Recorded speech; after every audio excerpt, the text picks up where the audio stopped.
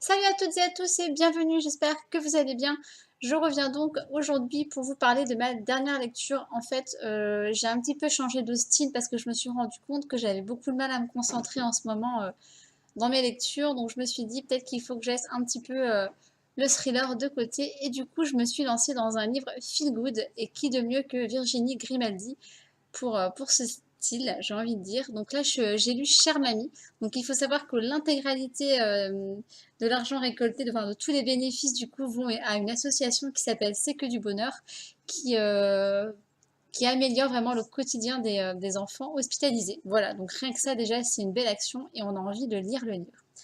Pour Chère Mamie, je ne vais pas vous parler d'une histoire car il n'y en a pas. Ne vous attendez pas à suivre un roman des personnages avec une évolution vraiment au niveau de l'histoire, puisqu'en fait, c'est plein de petites cartes qu'elle écrit à sa grand-mère. Donc elle lui raconte vraiment tout ce qui lui arrive.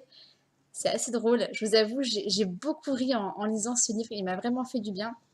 En fait, il lui arrive plein de crasses à Virginie Grimaldi et elle a décidé de les écrire. Je pense qu'on s'est tous dit au moins une fois, non mais il m'arrive tellement de trucs que je pourrais presque écrire un livre sur ma vie. Et ben, là, c'est pareil, sauf que c'est des trucs, des anecdotes vraiment très drôles. Et voilà, donc moi j'ai passé un très bon moment. Vous l'avez compris, ça m'a vraiment fait du bien. Ça m'a aidé après à repartir sur un autre thriller sans avoir de peine pour me concentrer. Donc voilà, je vous le conseille, mais vraiment, je tiens à le préciser, ne vous attendez pas à une histoire avec des personnages et enfin, des anecdotes à suivre ou autre, c'est pas du tout ça. On a vraiment des petites cartes postales qu'elle envoie à sa grand-mère et c'est très très drôle de s'imaginer qu'elle puisse parler comme ça à sa grand-mère, c'est génial.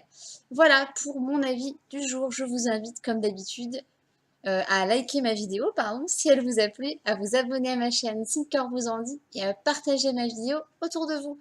Je reviens très très vite pour vous parler du dernier livre de Xavier Marie Bonneau, La première empreinte. Ciao!